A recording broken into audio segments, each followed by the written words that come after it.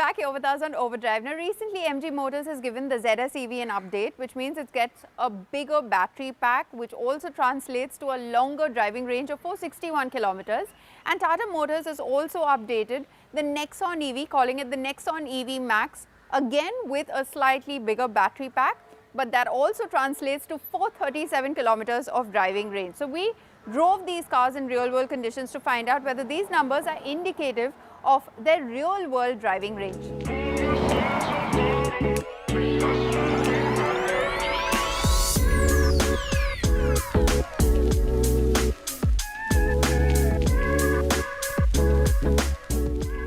Hi, electric man. Hi, Bob.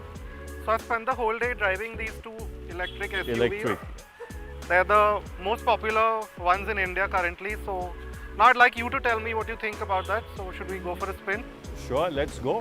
You've kept any electric juice left in there? Of course, enough for you to figure out what's what. And is the engine running? There's no engine, it's a motor.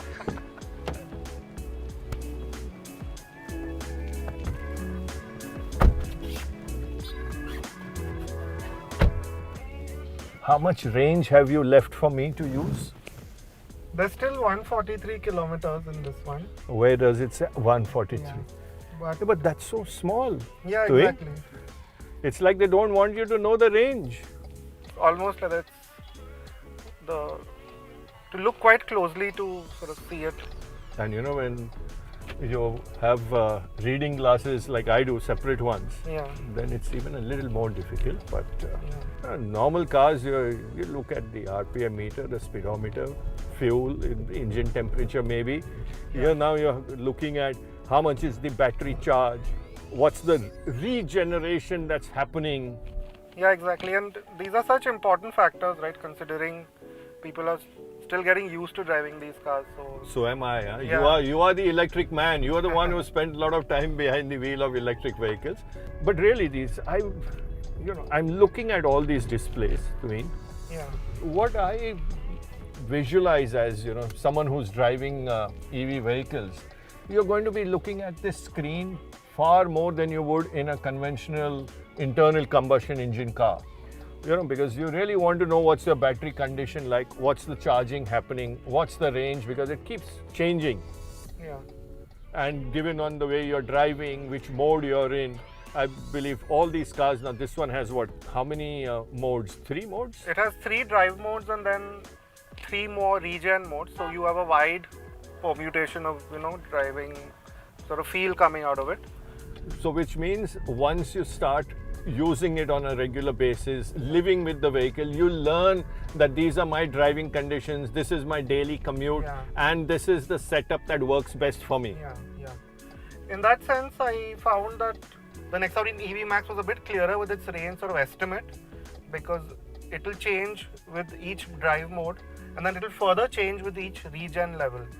So you always have a fair idea of the amount of range that you get in if you use which mode. And very interesting. I mean, the cars are going to now require a lot more intelligent drivers, people who can figure out the modes they want, the regions they want, and these were things you never consider in a regular IC vehicle. Yeah, definitely.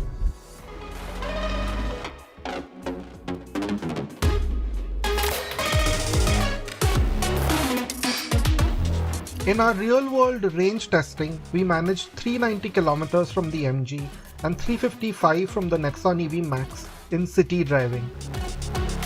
Both were driven on the same route in the eco mode and highest regen levels. There's a smaller gap in highway driving, the ZS EV managing 342 kilometers while the Tata doing 299 kilometers.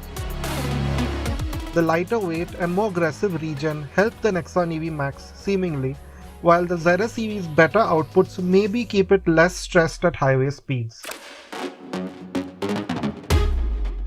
Now with EV driving, you always need to know how much range you have left or what the status of the battery is. And in that sense, the Nexon EV does a better job of it than the ZS. The range indicator is more accurate, so with each drive mode it changes the range readout, which the ZS EV also does, but the Nexon EV goes a step further. The Nexon EV Max, that's the one that gets the regen mode. to change the range readout with each region level. So in that case, you always have a very clear idea of how far you can go with the charge that you have. Also quite nice, and this is true for both cars, is the way they shift their driving character with each mode. Now, the main difference that you notice with these driving modes is the change in the throttle response. So for say the same throttle pressure that you're applying, you'll notice that the car is delivering more power, and that genuinely does add to the driving experience. The MG ZS EV has seen a fair bump in power with this facelift, a 36 PS increase to 179 PS, while torque has actually dropped by 70 Nm to 280 Nm. The Nexon EV Max 2 has a 13 PS and 5 Nm more than the standard one at 143 PS and 250 Nm. It's no surprise then that in outright acceleration, the ZS EV is a brisk car with a 0 to 100 kmph time of 7.5 seconds. The Max is notably slower at 8.8 seconds, but to put it in context, it'll still blitz anything this side of a diesel Tucson. There's always enough performance even in eco mode to pass slower cars or fill in gaps in traffic in both EVs. If anything, the ZS EV does have a more precise throttle pedal, and the switch over to regen is a bit more apparent under your right foot. In either case, overtaking performance in both is about as potent as anything else on the road, with both dropping below 2 seconds in all three of our testing ranges. The 7 lakh rupee gap may seem vast, but effectively you have two capable EVs at both ends of a price range.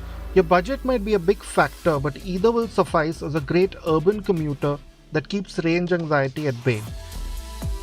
Pick the ZS EV if you like the space, features and generally plush ambience, or choose the Nexon EV Max for its driving dynamics or efficiency. It's sheer value putting it just ahead. As Tuhin just mentioned in this story, both of these electric vehicles are equally capable. You just have to pick one over the other based on your requirements. We'll take a very short break here on the show, but coming up on the other side,